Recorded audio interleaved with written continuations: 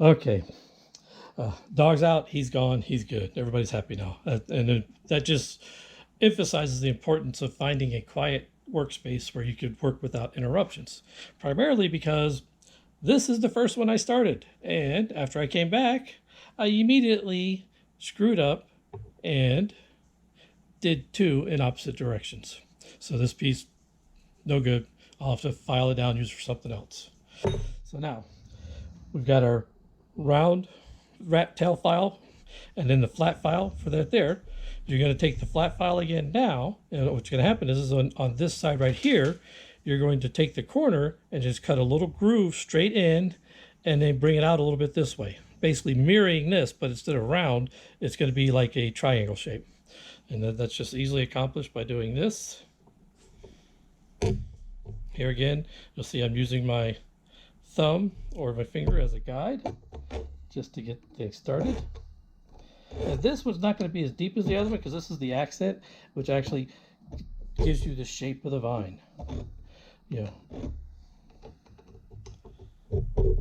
Now, this is not ultra realistic, and mostly the vine appears because of the perception of the people looking at it. See? Now you've got right there. Okay, so let's define that out a little bit more. And I've heard some people call this the thorn because that's supposed to look like a thorn. And I guess that works. I mean, you can do it closer to this to make it more defined or further away. But most importantly, what happens here is that you now have the shape of this vine. And then you do the opposite on this side and then this side. So we're going to do one more here just so you can see the process.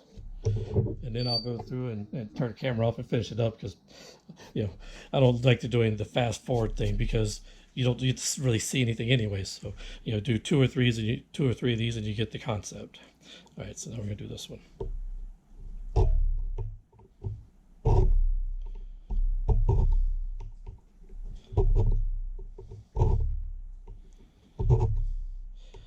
And this is something that it doesn't have to be super exact.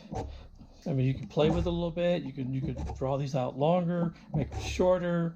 If you want to do the opposite with the rounds on both sides, knock yourself out. I mean, because it's something that you can put some creativity in there. And, you know, you could even come in with like a little Dremel tool and just put little marks in here, you know, things like that. Because now these look rather sharp and all this, but the next step after we get this done will be to sand everything because you want to make this all nice and smooth and shiny.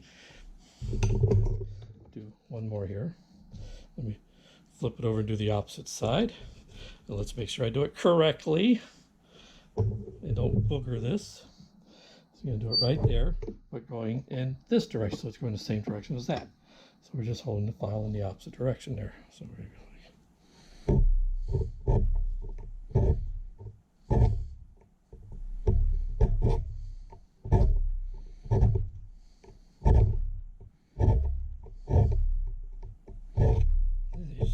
You just bring us down a little more.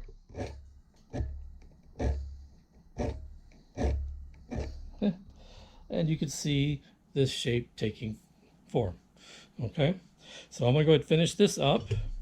And then we'll go over and then I'll show you what I'm going to do, how to sand it, clean it up. Now, I'm using the files to do this. And the only reason why I'm using the files to do it is because I haven't done it in a while.